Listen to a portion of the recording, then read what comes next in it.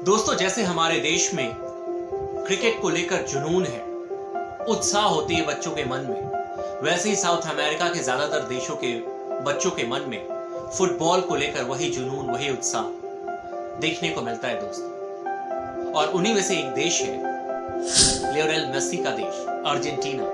लेकिन आज के मैं अपने इस वीडियो में लियोनेल मेसी की बात करने वाला नहीं हूं, क्योंकि उनके बारे में तो सबको पता है।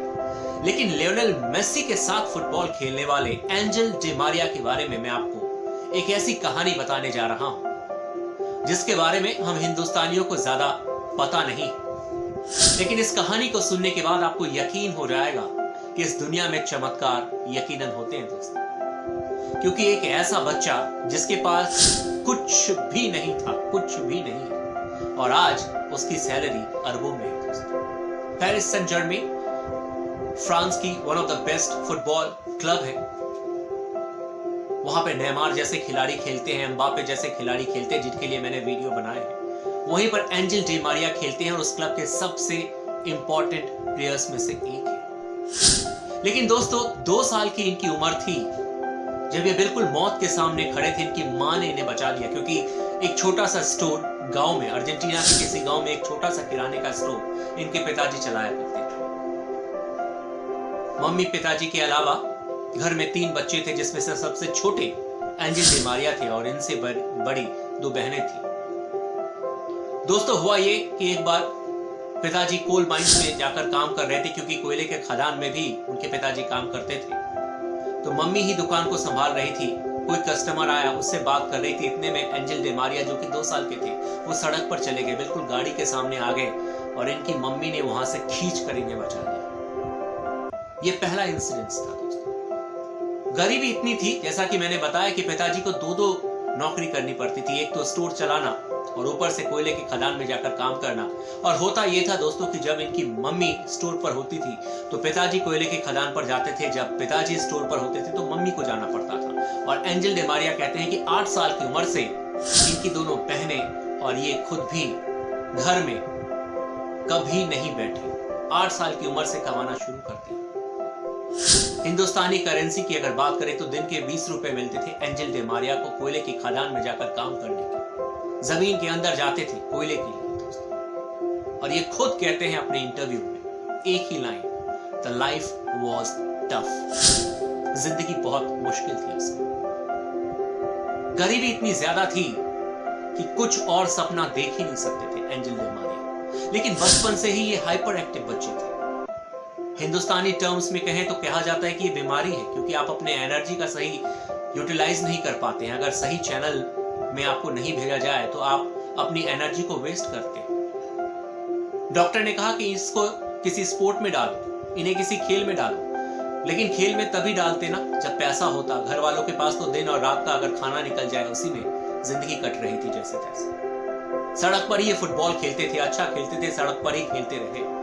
शौक हुआ, पैशन हुआ इनके अंदर कि चलो अच्छे लेवल पर फुटबॉल खेलते हैं। लेकिन उसके लिए 2 सबसे इंपॉर्टेंट चीजें थी, फुटबॉल और बूट्स। ये दोनों ही एंजेल डी मारिया के पास नहीं थे। नाम एंजेल, लेकिन जिंदगी वाकई में बहुत स्ट्रगल थी इनकी जिंदगी दोस्तों। न बूट्स न फुटबॉल। लेकिन एक बार स्कूल के कोच ने इन्हें पिक किया और कहा कि आप अच्छा फुटबॉल खेलते हैं, आप चाहो तो खेल सकते हैं हमारे स्कूल की टीम में। इन्होंने स्कूल की टीम में फुटबॉल खेलना शुरू किया दोस्तों। अच्छा परफॉर्म किया, वहीं से नोटिस में आ गए। और आप इमेजिन नहीं करेंगे, जब पहले क्लब के लिए इन्हें चुना गया छोटे लेवल पर, तो आपको पता है इनको कितने पैसे मिले? पैसे मिले ही नहीं दोस्तों। इन्हें कहा गया कि अगर आप मेरे क्लब की तरफ से खेलेंगे 1 साल फुटबॉल, तो आपको 26 फुटबॉल तोहफे के तौर पर दिए जाएंगे। एंजेल डी मारिया इस बात से खुश थे।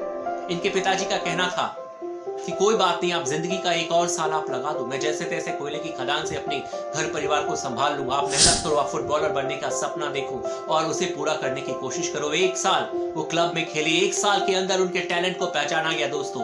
वो पोर्चुगल पहुंच गए और उसके बाद जिंदगी में कभी भी पीछे मुड़कर नहीं देखा। पोर्चुगल के बाद इस समय दुनिया का one of the finest football club real Madrid के लिए खेले। चैंपियंस लीग का ट्रॉफी वो जीत गए। उसके बाद मैनचेस्टर यूनाइटेड आए दोस्तों।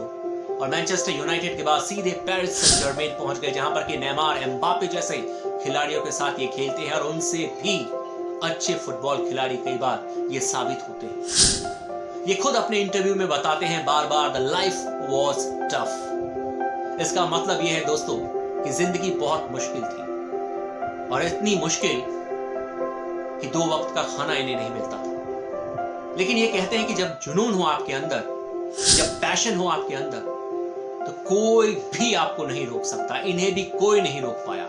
एक छोटा सा मौका, एक छोटा सा स्कूल का वो कोच जिसने इन्हें मौका दिया, और एंजेल डी मारिया का टैलेंट ने उन्हें अर्जेंटीना के एक छोटे से गांव से लेकर जर्मनी के सबसे, माफ करें, फ्रांस के सबसे बड़े शहर तक पहुंचा दिया, पेरिस सेंट जर्मेन। 20 रुपए मिलते थे एक दिन कोयले की खदान में काम करने के, और आज एंजेल डी मारिया का सैलरी 200 करोड़ के आसपास है दोस्तों। अगर आपको ये स्टोरी पसंद आई हो तो आप इस स्टोरी को शेयर कर सकते हैं, अपने दोस्तों के बीच में स्टोरी के बारे में बातचीत कर सकते हैं, और मेरे काम के प्रति भी आप कमेंट में जाकर फीडबैक दे सकते हैं।